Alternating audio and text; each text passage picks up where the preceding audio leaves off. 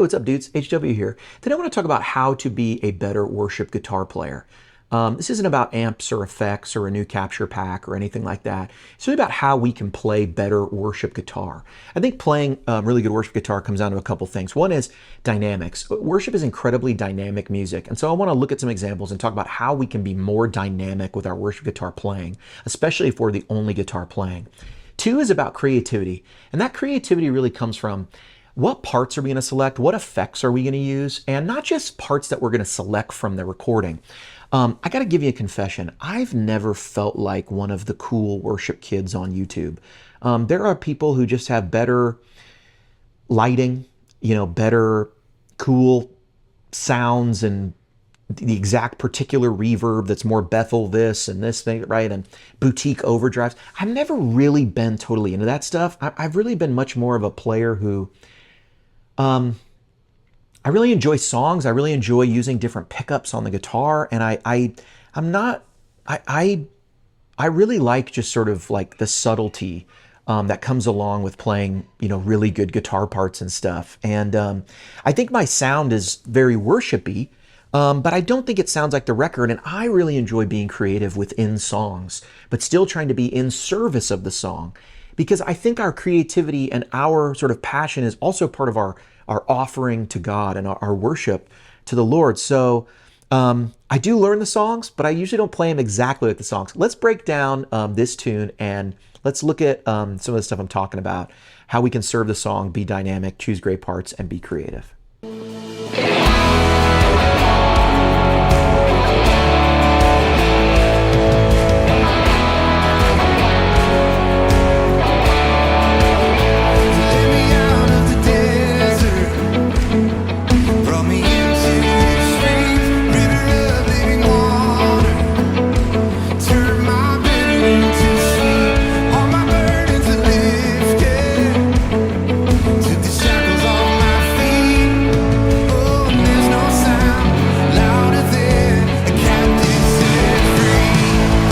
All right, so the intro of this song is big and open, so I go to less verb, less delay, although there's still plenty there, and I want a really thick sound. The drums are doing the whole 4 on the floor thing, everyone else is sort of hitting the ones, the bass is doing a little thing, but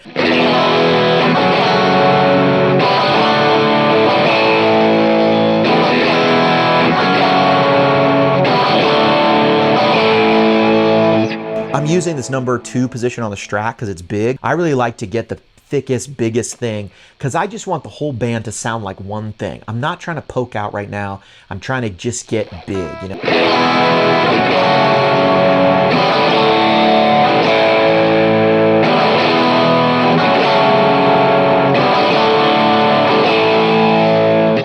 Now the next part, the vocals come in, and so I want to get behind the vocal. How am I going to do that? Well, I want to put on more delay and verb, and I'm going to go to my neck position here because I want a little bit of that warmth, and I'm going to palm mute, and I'm going to play this part. It's similar to something that's on the record. There's movement on the record like it, but this is a part I just made up because I feel like I want a little syncopated rhythm thing to go here, right?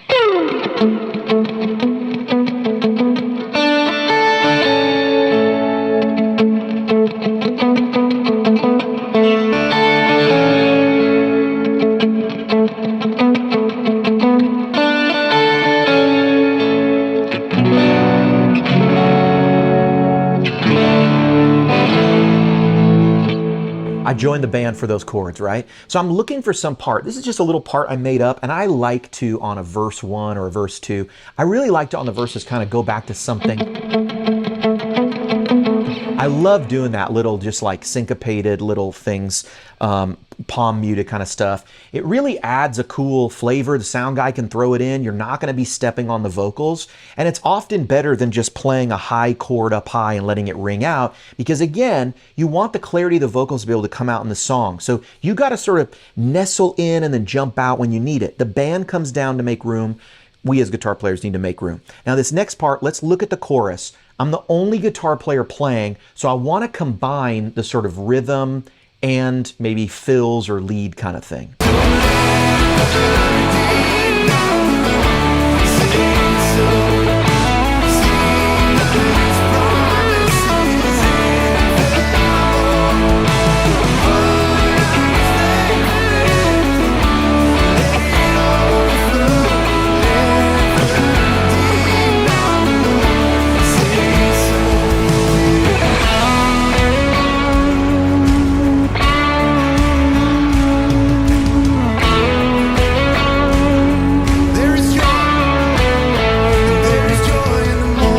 All right, so when we go to the chorus, the band comes up. We need to be rhythmic, right? So I could jump down here and use first position chord.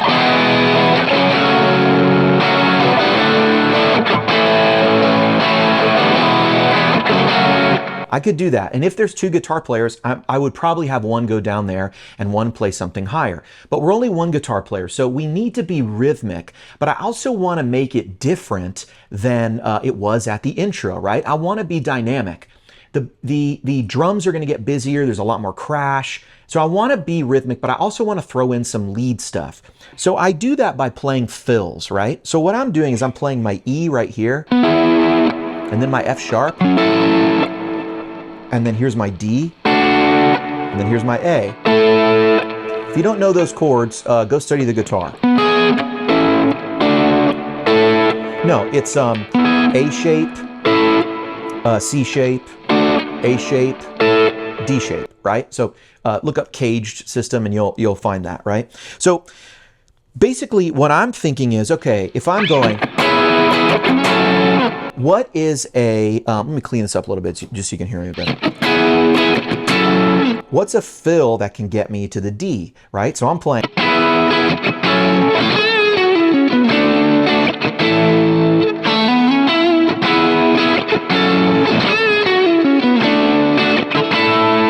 Now I have some other options too there, right? I can throw in fills that are not around those chords, but I want to be there to hit those chords.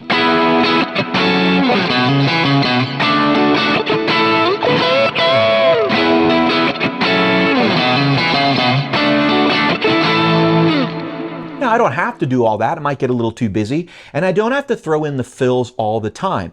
But what that does to me is it simulates two guitars playing, right? It makes it feel a little more like there's this open swingingness that's kind of happening at the chorus. The drums are opening up, it's a big sound, and it's just really nice to throw in the fills. Okay, now when we get into that verse 2, right, we're going to go back to that rhythm thing.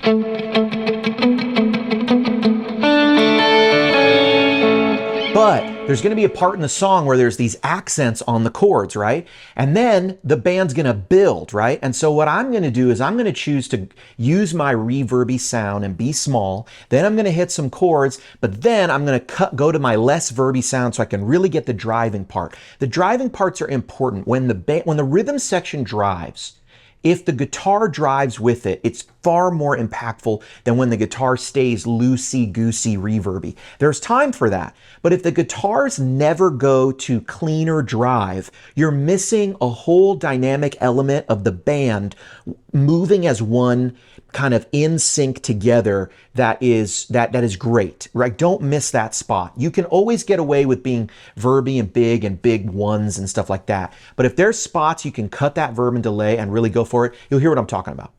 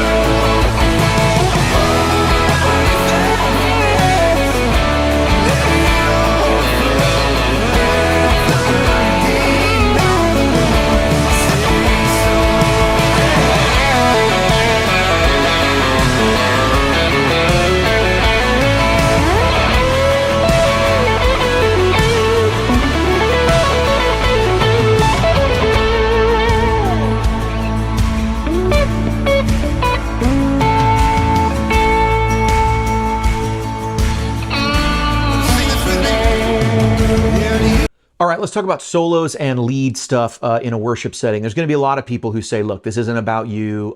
You don't want to be too flashy. You don't want to draw attention to yourself." I'm not one of them. I believe you should play your absolute most awesome, best thing you can play on the guitar. Just tear it up. Give it your best. He gave himself. He gave his absolute best, his only begotten son. And I don't think he did it so that you could stand there and, give a half-effort guitar solo. So I ain't doing it. I'm always going to put together the best thing I can play. And if I learn a new lick last week, it's going to be an offering to Jesus. That's just my conviction. That's just where I'm at. If you're not there, man, there's a lot of other channels for you on the internet, let me tell you. So I'm going to pull up the lead sound and I'm going to give it the...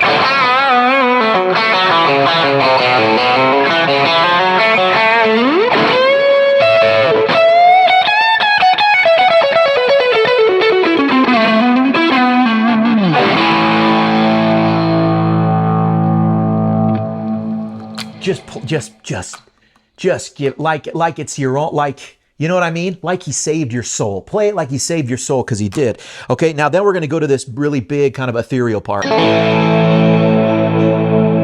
Right, and it really comes down, right? You get a lot of space.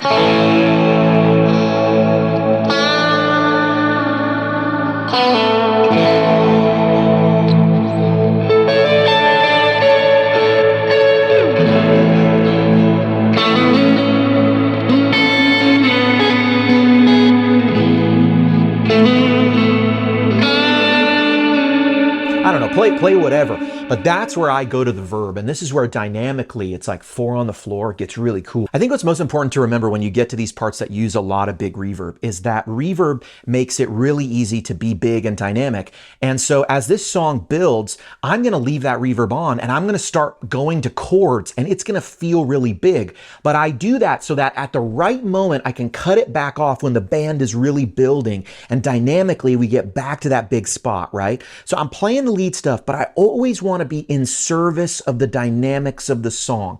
Always prioritizing when I need to be overly dynamic and driving and emphasize, because the song dynamics are more important than the guitar dynamics. The guitar is dynamic in service of the song, not the other way around.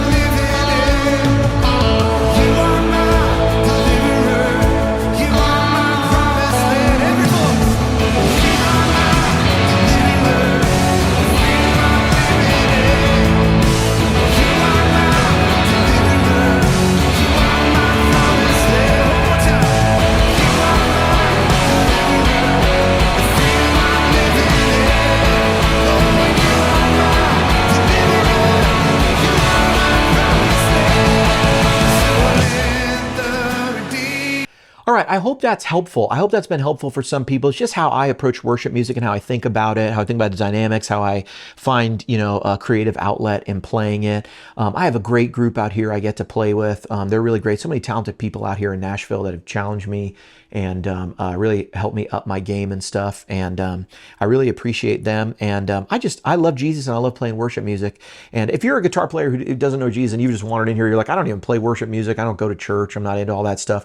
I just thought the tone sounded cool. Hey, thanks for watching. Appreciate you. And for everybody who supported Tone Junkie, I appreciate you so much. This is a free download if you just like the tones. It's up on the Quad Cortex universe. But I'll leave you with one last thing. I'll just tell you this. If you haven't tried Jesus, try it. For me personally, he's been better than anything that I've found in a bottle or any substance out there, any compulsion or any addiction that I've found, anything that I've used to self-medicate. He's better than all that stuff. And I'll tell you this, I even had a time in my life where I thought I didn't matter. I thought I wasn't good for anything. And I thought that even the people who are around me and love me and relied on me and care about me, I thought that maybe they'd be better off if I wasn't around. And I even for a while really struggled with the thought that maybe everyone would just be better off with the life insurance money than with me. And Jesus taught me that that wasn't true. Jesus gave me a purpose and a peace. If you haven't tried him out, just try him out. Just try him out, because he won't be something you just try out. He'll be something you stick with, I promise you. And I'll tell you this, it's okay to just be curious. It's okay to just be curious and try it out. He meets you wherever you're at. He meets you wherever you're at. You're never too far away. You don't need to do anything before you go. Check it out, read a book, read the Bible, go to a Bible study at church. You don't have to qualify yourself. You don't have to be perfect. It's a place for the most imperfect people, let me tell you. All right, dudes, HW, out.